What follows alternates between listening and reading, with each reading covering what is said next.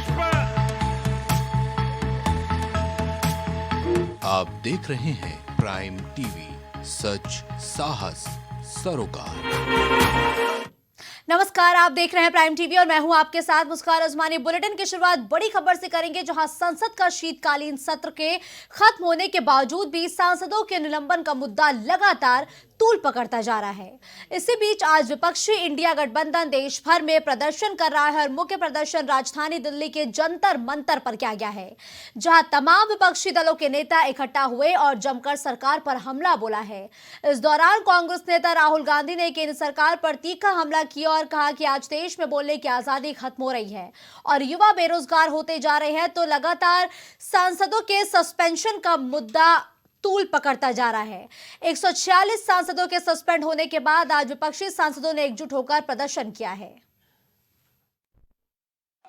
Opposition के नेता, opposition के कार्यकर्ता एक साथ खड़े हैं और आप बात समझिए, ये लड़ाई नफरत और मोहब्बत के बीच में लड़ाई है। जैसे मैंने कहा, नफरत के बाजार में हम मोहब्बत की दुकान खोल रहे हैं। जितनी आप नफरत फैलाओगे, देश के संविधान को खत्म करने का इन्होंने बेड़ा उठाया है। दलितों को, मजदूरों को, किसानों को, महिलाओं को कुचलने का काम इन्होंने किया है और अभी भी कर रहे हैं। इस देश के डेमोक्रेसी को खत्म करने के लिए ही 146 एमपीज को इन्होंने बाहर निकाला। तो सांसदों के निलंबन का मुद्दा तूल पकड़ रहा है लगातार और 146 सांसद सस्पेंड कर दिए गए हैं। इसी बीच आज लगातार विपक्षी दलों ने एकजुट होकर आज प्रदर्शन भी किया है। दिल्ली के जंतर मंतर पर यह प्रदर्शन किया गया। इस दौरान कांग्रेस के राष्ट्रीय अध्यक्ष मल्लिकार्जुन खड़गे साफ तौर पर यह कहते हुए नजर आए कि भारतीय जनता पार्टी की सरकार में लोकतंत्र खत्म हो रहा है, तानाशाही देखने को मिल रही है और इस तानाशाही को खत्म करने के लिए इंडिया गठबंधन 2024 का चुनाव एकजुट होकर भारतीय जनता पार्टी के खिलाफ लड़ता हुआ नजर आएगा। और इस दौरान राहुल गांधी ने भी साफ तौर पर कहा कि 2 से 3 युवा संसद में घुसे तो भाजपा सांसद भाग निकले। देशभक्तों की हवा निकल गई है। राहुल गांधी आज ये बयान देते हुए भारतीय जनता पार्टी पर लगातार हमलावर थे और इस प्रदर्शन में लेफ्ट पार्टियां DMK, NCP, Sapa, national conference, TMC, JMM समेत कई अन्य दल भी मौजूद रहे, जहां आज ये सब दल जंतर मंतर पर इकट्ठा होकर भारतीय जनता पार्टी के खिलाफ प्रदर्शन कर रहे थे। तो संसद में सुरक्षा चूक पर राहुल गांधी ने साफ तौर पर कहा कि जो लोग खुद देशभक्त होने का दावा करते हैं, अब उनकी हवा निकल गई है। तो वही कांग्रेस अध्यक्ष मल्लिकार्जुन खड़गे ने कहा कि मोदी शाह ने संविधान, डेमोक्रेसी को खत्म करने का प्लान बनाया है। ये बड़े आरोप आज भारतीय जनता पार्टी पर लगातार राहुल गांधी और मल्लिकार्जुन खड़गे लगाते हुए नजर आए हैं।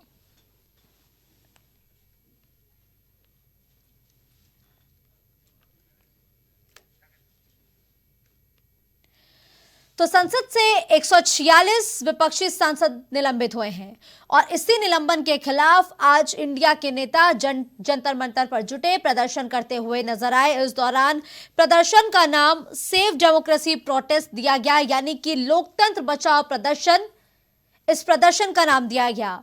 और इस प्रदर्शन में तमाम विपक्षी दल एकजुट होकर भारतीय जनता पार्टी के खिलाफ हमलावर नजर हुए। इस दौरान राहुल गांधी और मल्लिकार्जुन खड़गे ने तीखा जुबानी वार भारतीय जनता पार्टी के खिलाफ किया है।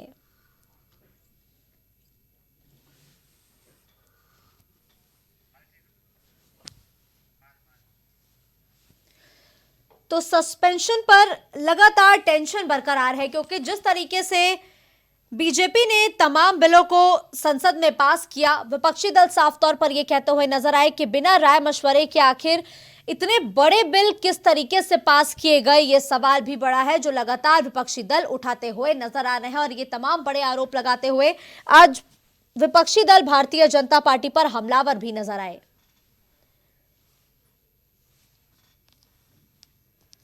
और निलंबन को लेकर बीते दिनों सभी विपक्षी दलों का एक पैदल मार्च भी देखने को मिला था, जो कि विजय चौक तक गया था।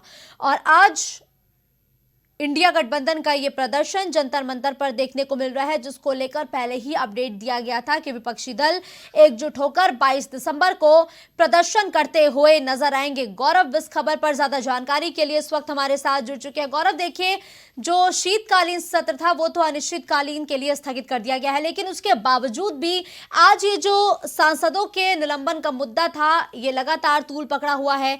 इस दौरान विपक्षी नेता प्रदर्शन करते हुए नजर आए। दिल्ली के जंतर मंतर पर प्रदर्शन करते हुए नेताओं की तरफ से क्या मांग की गई है? गौरव, बिल्कुल, यहाँ पर मांग केवल और केवल मुस्कान यहाँ पर यह है कि विपक्ष का कहना है कि जो लोकतंत्र की तानाशाही है वो यहाँ पर सरकार की तानाशाही नहीं चलेगी। एक प्रकार से हत्या की गई है और यहाँ पर मांग यही है कि जो निष्कासन आपने किया है, निलंबन किया है, उसको वापस लिया जाओ। यहाँ पर निश्चित रूप से मुस्कान केवल और केवल यहाँ पर विरोध नहीं हुआ है, बल्कि हम देख रहे हैं प्रदर्शन के माध्यम से विपक्ष है वो भी यहाँ पर एकजुट हुआ है, क्योंकि यहाँ पर जो निलंबन हुआ है उसमें सभी पार्टी के सांसद शामिल हैं। अगर हम देखा जाए तो निश्चित रूप से ये विरोध हुआ है, बड़ा विरोध यहाँ पर हुआ है और केवल दिल्ली में नहीं बल्कि ये पूरे देश में हुआ है। जहाँ जहाँ विपक्ष मौजूद है सभी ने यहाँ पर सरकार के विरोध में प्रदर्शन किया है और कहा है कि लोकतंत्र की जो हत्या सरकार ने की है इसको हत्या को बंद किया जाए और तानाशाही रवैया सरकार यहाँ पर छोड़ दे। ठीक है गौरव, देखिए, बड़े आरोप लगाए गए, जैसा कि आपने जिक्र किया कि विपक्षी दलों के जो तमाम बड़े नेता हैं वो आज इस प्रदर्शन में नजर आए। गौरव, कौन कौन से दिग्गज नेता आज इस मंच पर देखने को मिलेगा? कौन कौन सी बड़ी पार्टियां और इनकी आगे की रणनीति क्या है? यहाँ पर रणनीति पहले बनाई गई थी तो 22 दिसंबर पे यहाँ कहा गया था कि हम यहाँ प्रदर्शन करेंगे। जंतर मंतर प्रदर्शन हुआ है तो तमाम पार्टी के लोग भी शामिल रहे। कांग्रेस पार्टी के राहुल गांधी भी रहे, इसके अलावा मल्लिकार्जुन खड़गे भी आए, तमाम बड़े नाम है। प्रमोद तिवारी मौजूद है। अगर हम बात करें पश्चिम बंगाल की, वहाँ पर टीएमसी ने प्रदर्शन भी किया है। इसके अलावा उत्तर प्रदेश की बात करें तो उत्तर प्रदेश में यहाँ पर तमाम बड़ी पार्टी भी जितने भी जिला मुख्यालय है वहाँ पर प्रदर्शन किया है, कलेक्टर प्रदर्शन किया है, तो अपनी बात रखी है। और यहाँ पर जो प्रदर्शन हुआ है मुस्कान, वो सबसे महत्वपूर्ण बात है कि शांतिपूर्ण प्रदर्शन हुआ है, कहीं पर भी झड़प नहीं हुई। उन्होंने अपनी बात रखी है, अपनी बातें यहाँ पर कही है, कहीं भी हाय तौबा नहीं है। जो हाय तौबा यहाँ पर संसद में देखने को मिली थी वो फिलहाल हाय तौबा हमको सड़क पर देखने नहीं मिली है। उन्होंने अपनी बात रखी है, सरकार पर आरोप लगाए, वो अलग बात है, पर यहाँ पर जो प्रदर्शन। ठीक है गौरव, देखिए, आज तो प्रदर्शन की तस्वीर सामने आ चुकी है। क्या आगे भी सांसदों के निलंबन को लेकर विपक्षी दल प्रदर्शन करते हुए सड़कों पर उतरेंगे क्या? सर, अभी यहाँ पर एकजुटता नहीं हो पाई है कि यहाँ पर आने वाले समय में क्या करने वाले, क्योंकि यहाँ पर 22 दिसंबर को कहा गया था कि यहाँ प्रदर्शन होगा। प्रदर्शन के बाद आगे की रूपरेखा क्या होने वाली है यहाँ पर बड़ा सवाल है, क्योंकि निलंबन यहाँ हो चुका है। इसके अलावा अगर हम बात करें तो शीतकालीन सत्र भी यहाँ पर स्थगित हो चुका है, तो फिलहाल भविष्य में कोई अभी सत्र भी नहीं है। तो निश्चित रूप से यहाँ पर निलंबन वापसी होगी कि नहीं होगी, ये बड़ी यहाँ पर चीज है। और इसके अलावा हो सकता है ये भी बात कही जा रही थी, तो बताते हैं कि यहाँ पर सांसद जो है वो इसके लिए सुप्रीम कोर्ट में दरवाजा भी खटखटा सकते हैं कि इस तरह की प्रक्रिया को अंजाम क्यों देगा। इस साल यहाँ पर 146 सांसदों को निलंबित क्यों किया गया? सरकार ऐसे कौन से बिल पास कराने चाहती, सरकार की ऐसी कौन सी मंशा थी जहाँ पर समूचे विपक्ष को निशाना बनाया गया है? बिल्कुल गौरव, लगातार विपक्षी दल ये भी कहते हुए नजर आ रहे हैं कि इतने बड़े और इतने महत्वपूर्ण बिल बीजेपी ने बिना चर्चा के आखिर पास कैसे कर दिया? लाजमी है कि ये सवाल उठेगा। बिल्कुल मुस्कान, यहाँ पर सवाल तो उठेगा, क्योंकि यहाँ पर निलंबन हुआ, उसके बाद अगर निलंबन के बाद दंड संहिता से जुड़े अधिनियम से जुड़े तमाम बिल यहाँ पास हुए हैं। इसके अलावा ये भी कहा जा रहा है कि और तमाम तरह के बिल की भी यहाँ पर चर्चा हुई है, वो पास कराए गए। हालांकि निश्चित रूप से यहाँ पर स्पष्ट नहीं पाया कि कौन कौन से बिल यहाँ पर पास हुए हैं। तब विपक्ष तमाम बिलों को चुनौती देने का बिना विपक्ष किया संतरा के चलते यहाँ पर बिल जो पास कराए गए। निश्चित रूप से यहाँ पर असंवैधानिक को यहाँ पर सरकार ने अपनी मंशा स्पष्ट कर दी है कि अगर कोई भी बिल पास कराएगी तो इस तरह के निलंबन को अंजाम देती रहेगी। बिल्कुल ठीक है, धन्यवाद गौरव इस खबर पर हमारे साथ जुड़ने के लिए।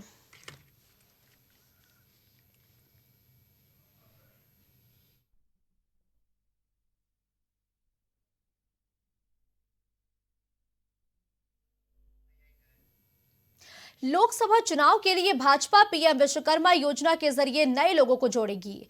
हर विधानसभा क्षेत्र में 1000 और हर एक बूथ पर कम से कम 5 लोगों को इस योजना से जोड़ने का काम किया जाएगा। इसके साथ ही हर जिले में स्थापित किए गए कॉल सेंटर्स के जरिए न सिर्फ प्रदेश से बूथ और पन्ना प्रमुख तक का डाटा सत्यापन होगा, बल्कि हर लाभार्थी से संपर्क भी साधा जाएगा। इसके अलावा महिला वोटर्स पर भी पार्टी का खास फोकस है। और बता दें कि बीजेपी के राष्ट्रीय महामंत्री सुनील बंसल ने इन दोनों ही विषयों को लेकर पार्टी के राज्य मुख्यालय पर आज एक बड़ी बैठक की है। तो पीएम विश्वकर्मा योजना को बीजेपी अब एक बड़े हथियार की तरह इस्तेमाल करने वाली है, जिसके लिए अब भारतीय जनता पार्टी के जो कार्यकर्ता है, जो पदाधिकारी है, वो जमीन पर जुट चुके हैं। और पीएम विश्वकर्मा योजना के तहत लगातार जो बीजेपी है वो आगे बढ़ रही है, लेकिन इसी के साथ बीजेपी महिला वोटर्स को भी साधने की पूरी कवायद करेगी। और महिला वोटर्स को साधने के लिए भी बीजेपी की जो महिला नेत्रियां हैं, जो महिला पदाधिकारी है, कार्यकर्ता है, वो सक्रिय हो चुकी है। दिवाकर इस खबर पर ज्यादा जानकारी के लिए हमारे साथ जुड़ चुके हैं। देखिए दिवाकर, लगातार एक सवाल उठ रहा है कि किस तरीके से भारतीय जनता पार्टी 2024 में पीएम विश्वकर्मा योजना को एक बड़े हथियार की तरह इस्तेमाल करने वाली है। अब बिल्कुल, देखिए बीजेपी जानती है कि अगर उसको 325 सीटों को जो लक्ष्य है वो जीतना है, 22 करोड़ वोट जो है 2019 की लोकसभा में पाई थी, वो 35 करोड़ वोट जो है वो हथियाना चाहती है। तो जाहिर बात है कि अगर इन दोनों चीजों को उसको फतेह करना है, पाना है, तो उसको ऐसे ऐसे कदम उठाने होंगे जो कि कहीं कहीं जनता के बीच बीजेपी की और भी पैठ बनाए। और यही वजह है कि जहां पहले 18 से 25 साल की युवतियों को रिझाने की कोशिश की जा रही है, जहां युवाओं को रिझाने की कोशिश की जा रही है, जहां अपने पुराने नेताओं को लाकर बुजुर्ग जो वोट है उसको साधने की कोशिश की जा रही है, तो वहीं अब इस तरीके का और भी एक कदम उठाया गया है कि पीएम विश्वकर्मा योजना जो है उसको हथियार बनाने की कोशिश में है। यानी कि हर विधानसभा में 1000 लोगों को इस योजना से जोड़ा जाएगा और उसके बाद उनको काम दिया जाएगा प्रशिक्षण के बाद कि वो जाए और लोगों से मुखातिब हो, मुलाकात करें, कहीं के पीएम विश्वकर्मा जो योजना है उसकी खूबियां बताएं और उसके लाभ गिनाएं। तो जाहिर सी बात है कि बीजेपी फूंक फूंक के कदम जो है वो रख रही है 2024 के लोकसभा चुनाव को फतेह करने के लिए। ठीक है दिवाकर, देखिए महिला वोटर्स पर भी बीजेपी का खास फोकस है और पीएम विश्वकर्मा योजना के जरिए महिला वोटर्स को कैसे साधेगी बीजेपी? बीजेपी की हर योजना जो है वो अलग अलग तबके के लिए होती है। महिला वोटर्स के लिए कहीं न कहीं जो सिलेंडर, गैस सिलेंडर मुफ्त दिए गए, यानी कि उज्ज्वला योजना जो है उससे महिला सधी हैं। साथ ही अब जो युवतियां हैं, यानी कि जो 18 साल में पहली बार वोटर होती है और 25 साल के बीच की जो युवतियां हैं उनके लिए बाकायदा 7 मोर्चों को लगाया गया है। वो पूरे देश में स्कूल में जा रहे हैं, घर घर जा रहे हैं और कहीं कहीं उन युवतियों को रिझाने की कोशिश कर रहे हैं। तो जाहिर सी बात है कि ऐसे ही अब पीएम जो विश्वकर्मा योजना है उसके जरिए सभी तबकों को कहीं न कहीं जोड़ने की कोशिश की जाएगी। बिल्कुल ठीक है, धन्यवाद दिवाकर इस खबर पर हमारे साथ जुड़ने के लिए।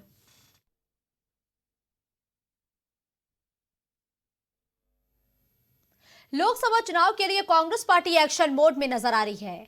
एक ओर गठबंधन की तरफ से शक्ति प्रदर्शन किया जा रहा है, तो वहीं दूसरी ओर भारत जोड़ो यात्रा पार्ट 2 की शुरुआत करने की कांग्रेस तैयारी कर रही है। जहां जनवरी के दूसरे हफ्ते में कांग्रेस नेता राहुल गांधी भारत जोड़ो यात्रा पार्ट 2 शुरू करेंगे। इस बार अरुणाचल से गुजरात तक ये यात्रा राहुल गांधी निकालेंगे। और बता दें कि गुरुवार को CWC की बैठक में कांग्रेस अध्यक्ष मल्लिकार्जुन खड़गे ने भारत जोड़ो यात्रा पार्ट 2 का जिक्र किया है। मल्लिकार्जुन खड़गे ने कहा कि एक और महत्वपूर्ण बात कार्य समिति के समक्ष रखना चाहता हूं कि पिछले कई महीने से पार्टी के सभी नेता और कार्यकर्ता एक स्वर में लगातार एक मांग मेरे सामने रखते हैं कि राहुल गांधी से पूर्व से पश्चिम भारत जोड़ो यात्रा करने का आग्रह किया जाए। और 2024 के लिए कांग्रेस भी लगातार सक्रिय हो चुकी है। वहीं अब राहुल गांधी की भारत जोड़ो यात्रा पार्ट 2 देखने को मिलेगी। वहीं आपको बताते चले कि जहां एक तरफ कांग्रेस की उत्तर प्रदेश में यूपी जोड़ो यात्रा देखने को मिल रही है, जिसकी शुरुआत सहारनपुर से हो चुकी है, तो वहीं अब दूसरी तरफ राहुल गांधी की भारत जोड़ो यात्रा पार्ट 2 भी शुरू करने की तैयारी में है कांग्रेस। आमिर रिजवी इस खबर पर ज्यादा जानकारी के लिए हमारे साथ जुड़ चुके हैं। आमिर, देखिए एक तरफ उत्तर प्रदेश में कांग्रेस की यूपी जोड़ो यात्रा देखने को मिल रही है, तो वहीं दूसरी तरफ अब राहुल गांधी भारत जोड़ो यात्रा की शुरुआत करने वाले हैं। तारीख क्या निकल के सामने आ रही है और इस बार जब इस यात्रा का पार्ट 2 होगा तो ये कितने क्षेत्रों को कवर करेगी या कितने प्रदेशों में जाएगी? देखिए, एक बार राहुल गांधी पहले भी भारत जोड़ो यात्रा में यात्रा निकालने था और इससे काफी अच्छा रिस्पांस आया था। उसी को लेकर अब भारत जोड़ो यात्रा पार्ट 2 निकालने की तैयारी की जा रही है। इसको लेकर जनवरी के दूसरे सप्ताह तक इसकी तिथि निर्धारित हो सकती है या डिक्लेयर हो सकती है, तब पता चलेगा। और ये यात्रा जो है अरुणाचल से लेकर गुजरात तक जाएगी। लेकिन देखिए आमिर, जब राहुल गांधी की भारत जोड़ो यात्रा पार्ट 1 देखने को मिली थी, तो इस दौरान जब विधानसभा चुनाव के नतीजे आए तो उसमें एक बड़ा बदलाव देखने को मिला कि कांग्रेस को अपने जो प्रदेश थे उनमें हार देखने को मिली, जैसा कि राजस्थान में हुआ और छत्तीसगढ़ में भी कांग्रेस को करारी हार का सामना करना पड़ा, जबकि इन सभी राज्यों से राहुल गांधी की ये यात्रा निकली थी। ऐसे में क्या इस बार भारत जोड़ो यात्रा पार्ट 2 में जो रणनीति है कांग्रेस की, उसमें कुछ परिवर्तन देखने को मिलेगा क्या? नहीं, देखिए, जो पिछली बार यात्रा निकली थी उससे काफी इनको समर्थन मिला था और चुनावों में भी उसका फायदा हुआ है इनको।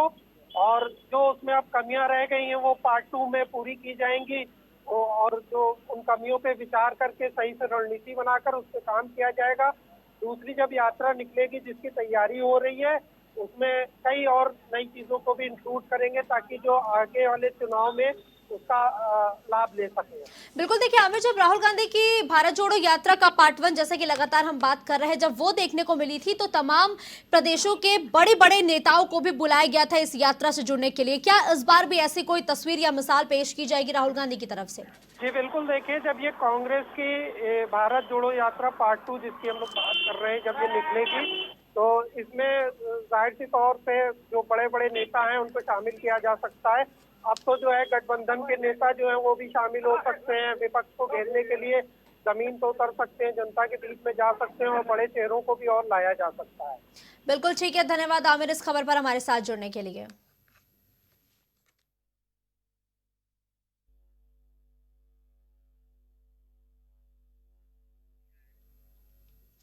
दिल्ली शराब कांड में गिरफ्तार मनीष सिसोदिया अभी भी जेल से बाहर नहीं आएंगे, यानी कि उनका जो न्यू ईयर है वो इस बार भी जेल में बीतने वाला है।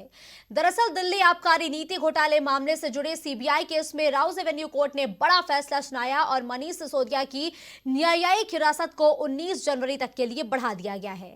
इस आदेश का साफ तौर पर यह मतलब है कि मनीष सिसोदिया अब जेल में ही अपना न्यू ईयर यानी कि 2024 का आगाज करते हुए नजर आएंगे। मनीष सिसोदिया इस मामले में सह आरोपी है और लंबे समय से न्यायिक हिरासत के तहत जेल में बंद है और अब मनीष सिसोदिया की मुश्किलें लगातार बढ़ती जा रही है। दिल्ली के पूर्व डिप्टी सीएम परेशानियों में घिरते हुए नजर आ रहे हैं क्योंकि मनीष सिसोदिया की जो न्यायिक हिरासत है वो 19 जनवरी तक के लिए बढ़ा दी गई है और राउज एवेन्यू कोर्ट में आज ये फैसला सुनाया गया जहां सिसोदिया का जेल में ही इस बार न्यू ईयर मनेगा और सीबीआई केस में कोर्ट का ये बड़ा फैसला सामने आए हैं जहां न्यायिक हिरासत के तहत जेल में बंद मनीष सिसोदिया को अभी फिलहाल राहत नहीं मिलती हुई नजर आ रही है। अजय द्विवेदी इस खबर पर ज्यादा जानकारी के लिए हमारे साथ जुड़ चुके हैं। अजय, देखिए, न्यायिक हिरासत मनीष सिसोदिया की 19 जनवरी तक के लिए बढ़ गई है। कितनी मुश्किलें और आम आदमी पार्टी के साथ ही मनीष सिसोदिया की बढ़ती हुई नजर आ रही हैं?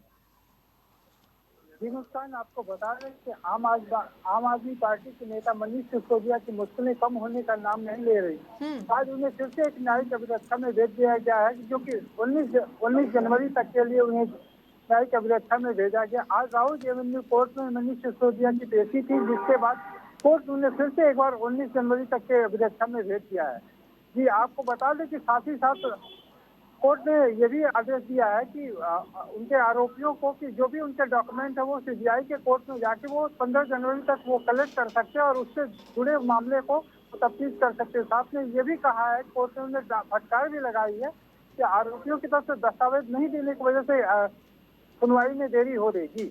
देखिए अजय, 15 जनवरी तक का टाइम दिया गया है उनके वकील को। अब इस मामले पर क्या जिस तरीके से सिसोदिया की न्यायिक हिरासत बढ़ी है, क्या आम आदमी पार्टी के किसी और नेता की भी मुश्किलें बढ़ सकती हैं क्या? जी मुस्कान, सबसे बड़ी बात जो निकल के आ रही है, पिछले दिनों आप लगातार देखिए कि ईडी इससे पहले 21 तारीख को दिल्ली के मुख्यमंत्री अरविंद केजरीवाल को उसने ईडी में सम्मन भेजा था। अभी मनीष सिसोदिया को भेजा, इससे पहले उन्होंने संजय सिंह को भी भेजा था। जो आज एक बड़ी खबर और भी निकल के आई कि संजय सिंह की भी जमानत कैंसिल कर दी गई है जो कि उनको 4 अक्टूबर को हिरासत में लिया गया था। और पिछले दिनों ईडी ने जो केजरीवाल को सम्मन भेजा था तो केजरीवाल ने उसे इलीगल घोषित कर दिया था। सबसे बड़ी बात ये निकल के आई कि दिल्ली के मुख्यमंत्री केजरीवाल जी जो कि न्यायिक अभिरक्षा की बात कही जा रही थी कि उनके पार्टी के सभी लोगों को जेल में किया गया, तो सबसे बड़ी बात इस समय ये है कि मनीष सिसोदिया ऑलरेडी जेल में, संजय सिंह ऑलरेडी जेल में, इससे पहले सत्येंद्र जैन भी जेल में और अब एक बार केजरीवाल को भी शिकंजा कसने की तैयारी कर ली गई है। लेकिन केजरीवाल विपश्यना का बहाना लेके या विपश्यना की बात कह के वहाँ से निकल गए हैं। जी, लेकिन देखिए अजय, 2024 के चुनाव में किस तरीके से ये मुद्दा उठा सकती है बीजेपी और ये मुद्दा आम आदमी पार्टी के लिए किस तरीके से परेशानी बन सकता है अजय? जी, सबसे बड़ी बात निकल के आई, ये 2024 का एक ट्रेलर है कि आमतौर पे ये चाहती कि जो भी इनके दिल्ली शराब घोटाले को लेके आम आदमी पार्टी को एक मुद्दा बनाने की कोशिश की गई है कि जिसमें उनका ये कहना कि इस मामले में लिप्त सभी लोग आम आदमी पार्टी से जुड़े लोग शराब नीति से जुड़े मामले में इन्वॉल्व रहे, इसलिए उन्हें आरोपी बनाया जाएगा। एक तरह से अगर ये सभी नेता जेल में चले जाएंगे तो आम आदमी पार्टी वैसे ही खत्म हो जाएगी। जैसे सबसे बड़ी बात निकल के आ रही कि इसमें मनीष सिसोदिया ऑलरेडी जेल में है, संजय सिंह जेल में है, और सबसे बड़ी बात निकल के आ रही कि अब केजरीवाल पे डोरे डालने की कोशिश की गई है, जो कि आपको बता दें कि शराब घोटाले के मामले में विजय नायर अरोड़ा का नाम पहले भी आ चुका है और टीआरएस बीआरएस दोनों की जो पार्टी थे, कविता का भी नाम पहले आया था। इसमें ये कहा गया था कि जब शराब नीति बन रही थी तो ये विजय नायर और आरोपी ये सभी मनीष सिसोदिया और केजरीवाल के संपर्क में थे। जी बिल्कुल ठीक है, धन्यवाद अजय इस खबर पर हमारे साथ जुड़ने के लिए।